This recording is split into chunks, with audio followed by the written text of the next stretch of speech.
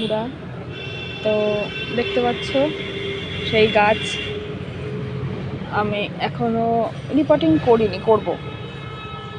এই যে এই হচ্ছে পুরো গাছটা। তো আমি একটা নিয়েছি 12 ইঞ্চির টব, 12 ইঞ্চির গামলা মতো একটা টব নিয়েছি। তো তাতে দেখতেই পাচ্ছ সব কিছু, রান্নাঘরের ওয়েস্টেজ, ফুল পাতা, তারপরে আমার এই ছাদ পরিষ্কার করা যেসব পাতাপুতি থাকে সেসব দিয়ে আমি একটা করেছি, খানিকটা হাফ টব ভর্তি করেছি। এবার কদিন থাকবে এটা এরকমভাবেই। তারপরে তোমার এর ভিতরে কিছু পাতা রয়েছে, পাতা টাতা দেবো, পাতা টাতা দিয়ে তারপরে আমি এই গাছটা এই টবে, এটা 12 ইঞ্চির একটা টব, তো এই টবে রিপোর্ট করব। তো কিছুদিন থাক এটা এরকম, গাছটাও একটু এরকমভাবে থাক কদিন। এখন ওর শিকড় টিকড় তো কিছু কাটাই ছাটাই করতে হবে, সেসবগুলো সব হয়নি এখনও সমস্ত কিছু, সেসবগুলো করব।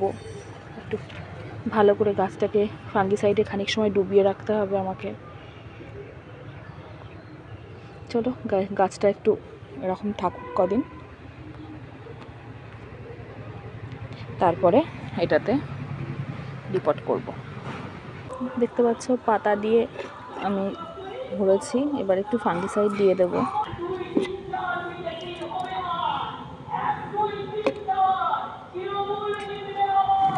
তো এরকম থাকবে। এবার এতে একটু মাটি দেব, গোবর সার দেওয়া মাটি আছে, সেই মাটিটা দিয়ে গাছটার অনেক পাতা নষ্ট হয়ে গেল, ফুল এসেছিল নষ্ট হয়ে গেল। চলো আবার হবে, গাছটা ঠিক হয়ে যাবে, আবার হবে। চলো তাহলে মাটিটা দিয়ে নিই, তারপর তোমাদের দেখাচ্ছি আবার। তো এটার মধ্যে আমি গোবর সার, সমান পরিমাণে গোবর সার, মাটি আর লাল বালি, মানে যে বালি দিয়ে আমাদের ঘর দৌড় হয় সেই ঘরে, দেখো বালির মধ্যেকার পাথর, তো যাই হোক সেই লাল বালি দিয়ে সমানভাবে মিশিয়ে নিয়েছি।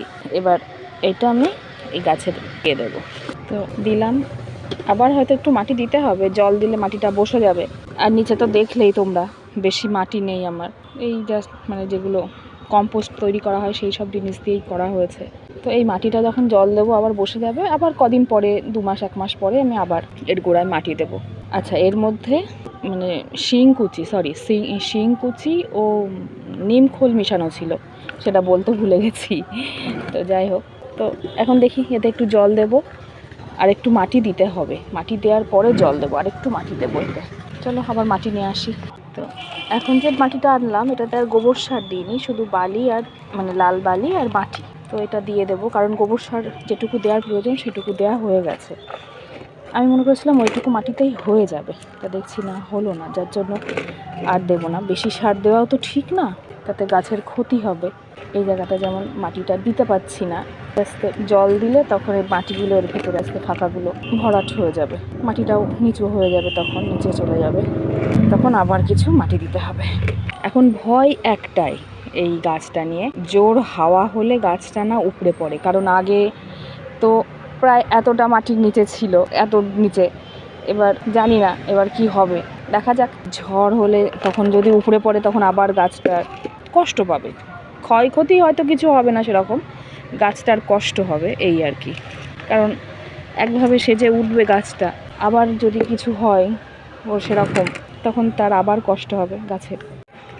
তো দেখতে পাচ্ছি কিছুটা হিউমিক অ্যাসিড নিয়েছি, এবার হিউমিক অ্যাসিড মেশানো এই জলটা আমি গাছের গোড়ায় দিয়ে দেব, কারণ শিকড় তো খুবই ডিস্টার্ব করা হয়েছে শিকড়কে। তো সেই জন্য হিউমিক অ্যাসিড এই জলটা গাছের গোড়াতে দিয়ে দেব।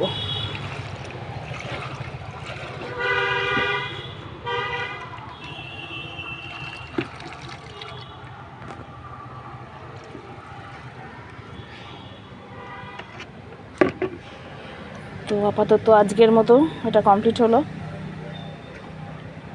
আবার থাক কদিন, এখন গাছটা একটু বিশ্রাম পাক, নিজের মতো নিজে সেরে উঠুক, কারণ ওকে খুব ডিস্টার্ব করা হয়েছে এই সময়টা।